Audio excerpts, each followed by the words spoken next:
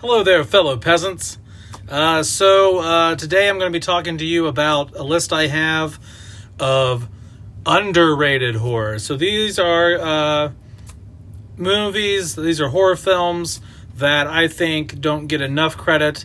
Now, I'm not saying these are super obscure films that no one's ever heard of or anything like that. I think these are just middle-of-the-road movies. I'm not saying these are like the best movies ever and they deserve all this praise and credit. All I'm saying is these are just some decent films that I don't think get enough attention. And so you've probably seen a lot of these before. Maybe you've seen none of these. So the first one is Cherry Falls. Cherry Falls is a late 90s, early 2000s slasher. Has Brittany Murphy in it.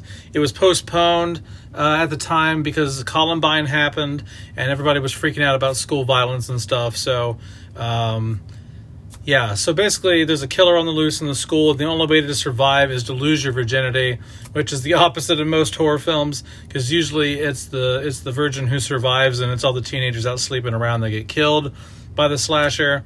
So it kind of flips that rule on its head in this one. And it's a pretty good movie, so go check that out.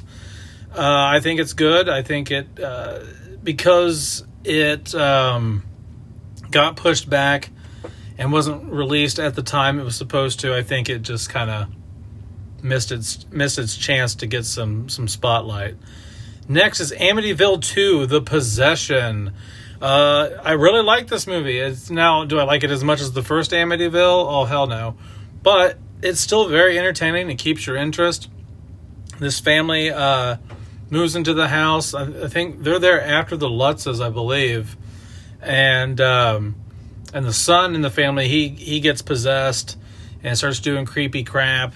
The priest comes over to bless the house and stuff, and he's not all for it. He's against. It's just like I don't have good examples really, but he's just a possessed little fucker, and it's creepy. It's creepy stuff, man. It's good. It's good. So check it out. Amityville 2: The Possession. And I will say this. The production value on the sequel is just as good as the first one, I would say. It looks the same, has the same style. It's about the same style-wise and everything. So it's not a letdown in terms of the presentation at all of the film. So don't go into this thinking it looks cheap or it's more cheaply done than the original. I actually think the production is up to par in terms of looks and everything like that and budget. So, Next is The Omen 2. I really like The Omen 2. I love The Omen 1 the most, obviously. But The Omen 2 is good. It has Damien off in military school. He's like 12 or 13 in this. And he's kind of like off in military school and learning the ropes, becoming more like, more mature and shit like that. And so you kind of see him progress at this age. He also learns that he's the Antichrist at this age. And it's nice to see him go from I don't know what he was in the original, like 5 or 6. He was 6 in the original. Now he's like 13, I think, 12 or 13. And so now he's off in military school. He's meeting friends, and he's kind of becoming aware of his powers and stuff like that. So, and he kind of accepts it. He's like, oh, okay, I guess this is who I am, so I'm going to do it. Good stuff. Check it out. Good 70s horror. Can't say I'm a big fan of the third one with Sam Neill, where he's, full-grown adult, but it's not bad either. It's not bad. I mean, it has its moments, but The Omen 2, check it out. Next, Black Christmas 1974. If you've watched this channel before, I like Black Christmas. I only like the original Black Christmas. If you haven't seen my Black Christmas 4K reviews and things like that, go check those out. Those are on the channel as well. Black Christmas is great. It's shot by the same guy who did A Christmas Story. Bob Clark, I think, is his name. This has Margot Kidder in it. It has the same guy who played Heather's dad in Nightmare on Elm Street. He's a cop in this too. And so it's great. I mean, this guy breaks into this sorority house around Christmas time. They're on Christmas break or something, maybe, I think. And he busts in. He lives up in the attic. He's making calls from the attic. And he's killing these girls left and right. And it's a creepy-ass movie. And it's a horror classic. It's a staple. I watched it now the last few years, every year around Christmas. So next is The Woman in Black. This is a Daniel Radcliffe film. This came out 1 year after the Harry Potter franchise ended. This was kind of one of his first movie roles really outside of the Harry Potter universe. And so, to be honest, I don't remember a whole lot of details about this movie. I just know that, it's set in, I think, the late 1800s. It's a ghost story. It's kind of like a mystery movie. And for being PG-13, it does have quite a few jump scares. And it is creepy. There are some scenes in this where I'm like, this is freaking me out because it's just super creepy. So if you want a good old-fashioned 1800s ghost story, and you want to see Daniel Radcliffe do something a little different than be Harry Potter, check this thing out. It's really good. Next, The Serpent and the Rainbow. This is a Wes Craven film. Serpent and the Rainbow is very off the radar. I don't hear it mentioned a whole lot. I don't even remember how I found out about this movie. I found out about 4 or 5 years ago. Anyway, I got it on Amazon, and it was awesome. It's great. Basically, this anthropologist who works for this medicine company, it's like a pharmaceutical company. He's hired to go down there and check out and investigate this drug that's being used to not mummify, but zombify people. People are coming back from the dead and things like that. It's creating some weird zombies or something. And it's cool. It's Wes Craven directing. It's shot down in the Caribbean somewhere, and or South America, somewhere around in that area. And no, it's Haiti. It's Haiti. So it's down in Haiti. So it's the Caribbean, and there's a lot of voodoo going on. A lot of voodoo witchcraft. It's just not a typical Wes Craven film environment. So it's different. Check it out. Next, Frailty. Frailty has I know it's got Matthew McConaughey, but the main actor, I can never remember his name.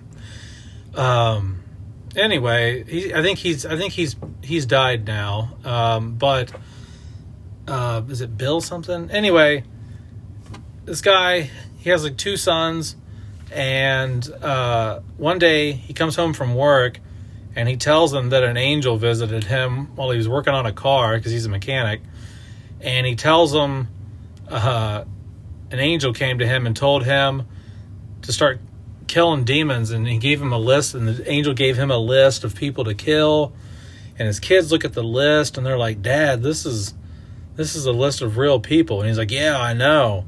We got to kill these demons." And so he makes his kids help him go to random people's houses and try to rid these demons and stuff like that, try to kill these demons, but he's killing people, and it's really weird. It's a creepy ass movie. You should check that out. Frailty. Next, The Ninth Gate. Now, I understand The Ninth Gate isn't necessarily a horror film, but it does have a lot of horror elements, and it is my favorite movie of all time. I think Johnny Depp does a great job in this. And so basically the movie is about Johnny Depp plays a book detective who has a client who collects books on the devil. And so the client only has one copy of the book, but there's 2 other copies. There's 3 copies of the book. and he wants the other copies to authenticate his. He wants to make sure his is the authentic one. And so Johnny Depp goes on this European vacation / adventure investigation to look at these other copies of these books. But along the way, these cult members come and they try to kill him and stop him from getting the other 2 copies. And there's a back and forth. There's like a struggle between him and these other people to get all the copies. And it's really cool. I love it. It's like a little mini vacation through France and Spain, and it's a good thriller / horror. I know for some of you hardcore guys out there, you wouldn't consider this probably a horror film, but I think it is. I think it is. I don't think it's strictly a horror film, but I definitely think it's like a horror thriller. So, and the next one is House of the Devil. House of the Devil. It came out in 2009. It's shot by Ty West, same guy who did X and Pearl. And he also did The Innkeepers. So House of the Devil is really good. It's set in the 80s. And this girl is in college. She is needing to get an apartment. And she wants to... and she needs money. She needs money to get the apartment. And she ain't got it. She's broke. And so she sees a posting at the college that says, hey, we need a babysitter. And so she calls and she goes out to this house. And the guy's like, look, I'll be honest with you. You're not going to be babysitting a kid. You're going to be babysitting my 80, 90-year-old mom who's up in the attic, or up in the bedroom somewhere. But don't worry about her. She'll be fine. You'll be fine. Just stay here. She's like, I don't know. This is creepy as hell. I don't know if I want to be in here. I don't know if I want to do this. And he's like, oh, look, I'll pay you. I'll pay you 3 times what I was going to pay you. So he gives her like $300 or $400 just to stay. And she ends up doing it. And I'll leave it at that. I'm not going to tell you what happens or why she's there or who they really are or none of that. But just, it's a slow burn. If you like slow burn horror, it's a little slow at the beginning, but it builds and builds and builds. And I think it pays off. So check it out, House of the Devil. Next is kind of like a 2-for-1 deal because they're basically the same exact movie, but they were shot like 20 years apart, maybe 15 years apart. And that's Manhunter and Red Dragon. I like Red Dragon more than Manhunter, mostly because I like Edward Norton and I like Anthony Hopkins as Hannibal Lecter. So if you didn't know, Manhunter is the prequel to The Silence of the Lambs. So basically, there's a detective who it tells the story of, and Detective Graham. And Detective Graham arrests Hannibal Lecter in the film because he finds out he's been killing people. But he needs Hannibal's help to catch the Red Dragon. Because the Red Dragon is a killer that's out on the loose, and he needs his help and expertise to find him. Similar how to in Silence of the Lambs, Clarice uses Hannibal to find Buffalo Bill. And so Manhunter and Red Dragon are basically the same exact film. They're almost done, I wouldn't say shot for shot, but scene by scene. Like there's and even a lot of the dialogue is exactly the same. So if you've seen Red Dragon and you really like Red Dragon, check out Manhunter. If you've seen Manhunter and you haven't seen Red Dragon, check out Red Dragon. And if you haven't seen either of these films, I highly recommend watching them both. Manhunter was shot in the 80s. It does not have Anthony Hopkins in the role as Hannibal Lecter. If it did have Anthony Hopkins in the role as Hannibal Lecter, I would probably place it above Red Dragon. But unfortunately, it doesn't. It's another actor playing Hannibal Lecter in Manhunter, and so that's the reason why I don't rate it as high. But yeah, so that's about it, guys. Check out those movies. I think they're underrated. Not that they're super obscure or anything like that. I'm sure you've probably heard of a lot of these, watched a lot of these, but I think these are films that are just kind of like, you know, these are middle of the road films for me. Some of them are some of my favorite movies of all time, but most of them are just kind of middle of the road films. But I really think that there's films that need more attention, and that's about it. Other than that, have a good one, guys. Peace out.